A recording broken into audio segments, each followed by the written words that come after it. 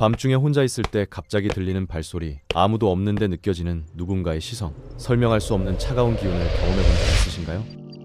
많은 사람들이 귀신을 봤다고 주장하고 심지어 대화까지 나눴다고 말하는데, 성경은 이런 현상에 대해 충격적인 진실을 밝히고 있어요.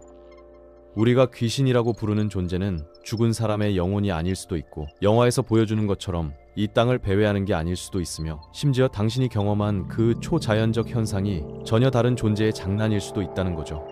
오늘 이 영상에서는 성경이 정말로 가르치는 귀신의 정체와 우리가 절대 해서는 안 되는 치명적인 행동에 대해 낱낱이 파헤쳐 보겠습니다. 그럼 지금부터 성경 속 귀신의 충격적인 진실을 하나씩 밝혀보죠.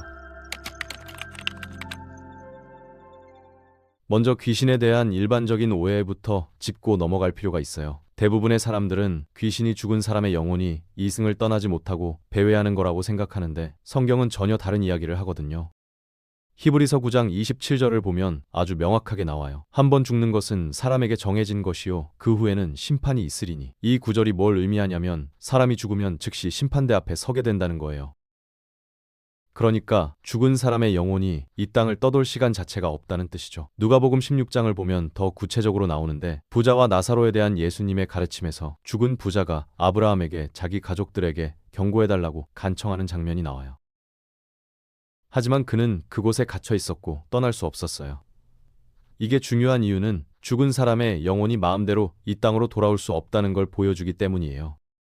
그렇다면 사람들이 귀신을 봤다고 주장하는 그 경험들은 뭘까요? 성경에는 실제로 귀신이 나타난 사례가 몇 가지 있어요. 사무엘상 28장을 보면 정말 흥미로운 이야기가 나오는데, 이스라엘의 첫 왕 사울이 블레셋 군대와 전쟁을 앞두고 하나님께 도움을 구했지만 하나님이 응답하지 않으셨어요. 그래서 사울은 이미 죽은 선지자 사무엘에게 조언을 구하기로 결심했죠. 문제는 사무엘이 죽었다는 거였는데, 사울은 신접한 여인, 즉 무당을 찾아가서 죽은 사무엘을 불러달라고 했어요. 웃긴 건 사무엘상 28장 3절을 보면 사울 자신이 이전에 모든 무당과 박수를 이스라엘에서 쫓아냈다는 거예요. 자기가 추방한 사람들의 도움이 필요해진 거죠. 그래서 사울은 변장하고 한밤중에 무당을 만났고, 놀랍게도 사무엘이 실제로 나타났어요. 사무엘은 왜 나를 불러올려 귀찮게 하느냐고 물었고, 사울에게 하나님이 그를 버렸으며 왕국이 다윗에게 넘어갔다고 선언했죠. 여기서 질문이 생기는데, 이게 정말 사무엘이었을까요? 아니면 사무엘처럼 보이는 악령이었을까요? 양쪽 다 주장하는 사람들이 있지만 저는 이게 진짜 사무엘이었을 거라고 생각해요. 왜냐하면 사무엘이 예언한 내용, 즉 사울과 그의 아들들이 내일 죽을 거라는 말이 그대로 이뤄졌거든요. 하지만 여기서 중요한 건 이게 아주 특별한 경우였다는 거예요. 하나님이 사울에게 심판을 선포하기 위해 사무엘을 다시 보내신 독특한 사건이었던 거죠. 이 사건이 우리가 무당을 찾아가도 된다는 뜻은 절대 아니에요. 또 다른 예는 누가복음 9장 30절에서 31절에 나오는데, 예수님이 변화산에서 영광 중에 나타나셨을 때 모세와 엘리야가 함께 나타나서 예수님과 대화를 나눴어요. 엘리야는 기술적으로 죽지 않았다고 볼 수 있지만 모세는 확실히 수백 년 전에 죽었죠. 그런데 여기서 모세가 살아있는 제자들 앞에 나타난 거예요. 이 두 사례를 보면 귀신, 즉 죽은 사람의 영이 나타날 수 있다는 걸 알 수 있어요. 하지만 핵심은 이게 매우 특별하고 예외적인 경우였다는 거죠. 하나님이 특별한 목적을 위해 허락하신 거예요. 일반적으로 죽은 사람의 영혼은 이 땅으로 돌아와서 사람들과 상호작용하지 않아요. 그렇다면 사람들이 겪는 그 수많은 초자연적 경험들은 뭘까요? 여기서 우리가 알아야 할 중요한 진실이 있어요. 귀신으로 착각될 수 있는 존재가 두 가지 더 있거든요. 천사와 악령이에요. 마태복음 28장 2절에서 4절을 보면 예수님이 부활하신 후 천사가 무덤 앞에 돌을 굴려내는 장면이 나오는데, 그 천사의 모습이 번개 같았고 옷은 눈같이 희었으며 그를 지키던 군인들이 두려워 떨다가 죽은 사람처럼 되었다고 나와요. 귀신 같은 묘사 아닌가요? 천사는 우리가 생각하는 귀여운 날개 달린 아기가 아니라 하얗게 빛나는 인간 형상의 존재로 물리 법칙을 무시하고 갑자기 나타날 수 있어요. 성경을 보면 천사 가브리엘이 사람들 앞에 나타날 때마다 사람들을 겁에 질리게 만들었다는 기록이 여러 번 나오거든요. 그런데 이건 선한 천사들 얘기고 악한 존재들도 있어요. 고린도후서 11장 14절을 보면 사탄도 자기를 광명의 천사로 가장하나니 라고 나오는데, 사탄이 빛의 천사로 변장해서 사람들을 속일 수 있다는 거예요. 성경 곳곳에서 악령들이 사람들에게 영향을 주고 대화하며 심지어 해로운 일을 하도록 조종하는 장면들이 나와요. 흥미로운 건 성경에서 악령이 숙주 없이 독립적으로 나타나는 장면은 거의 없다는 거예요. 선한 천사들이 독립적 존재로 나타나는 건 많이 나오지만 악령은 주로 그들이 사로잡은 사람을 통해 활동하죠.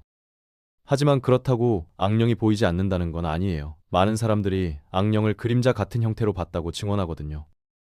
그러니까 정리하면 이렇습니다. 사람들이 귀신이라고 부르는 현상의 대부분은 실제로 죽은 사람의 영혼이 아니라 천사나 악령일 가능성이 높아요. 천사들은 하얗게 빛나고 사람처럼 보이며 갑자기 나타날 수 있고 사람들을 두려워하게 만들죠. 악령들은 속이고 조종하며 해를 끼칠 수 있어요.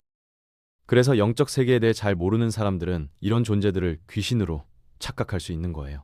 여기서 가장 중요하고 위험한 부분을 말씀드려야 하는데 절대로 죽은 사람과 접촉하려고 시도하면 안 돼요. 아까 사울과 사무엘 이야기가 특별한 경우였다고 했죠.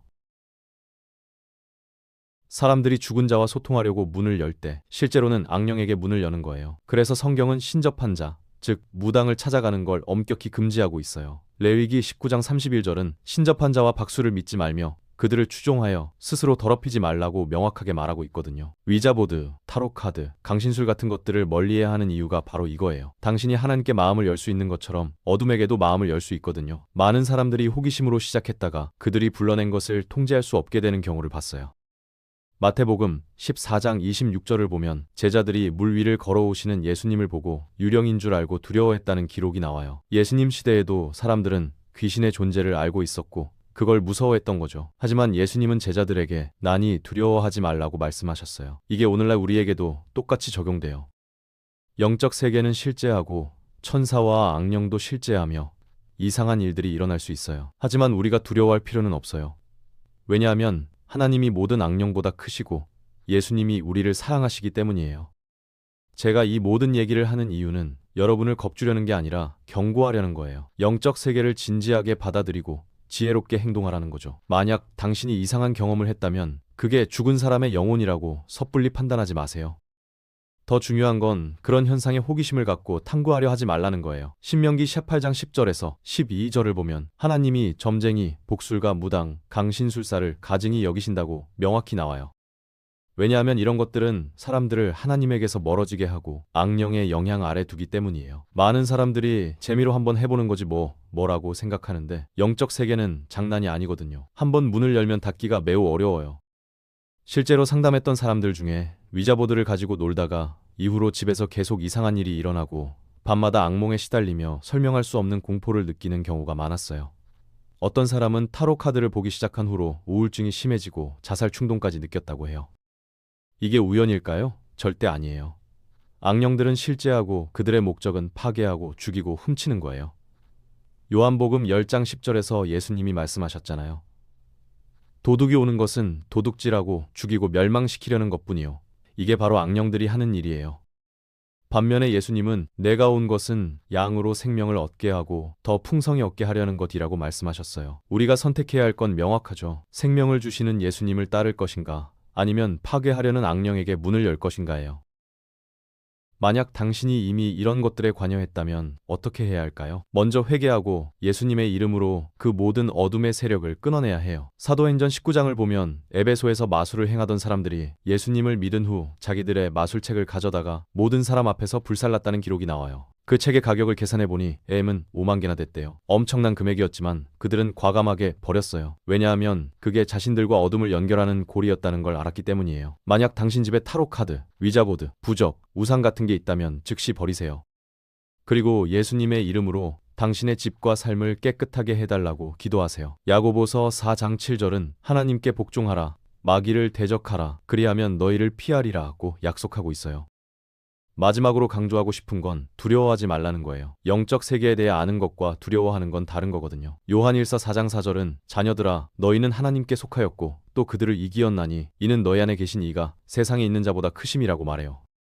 당신 안에 계신 성령님이 모든 악령보다 강하다는 뜻이에요. 로마서 8장 38절에서 39절도 내가 확신하노니 사망이나 생명이나 천사들이나 권세자들이나 현재 일이나 장래일이나 능력이나 높음이나 깊음이나 다른 어떤 피조물이라도 우리를 우리 주 그리스도 예수 안에 있는 하나님의 사랑에서 끊을 수 없으리라고 선언하고 있어요. 당신이 예수님을 믿는다면 어떤 영적 존재도 당신을 하나님의 사랑에서 끊을 수 없다는 거죠.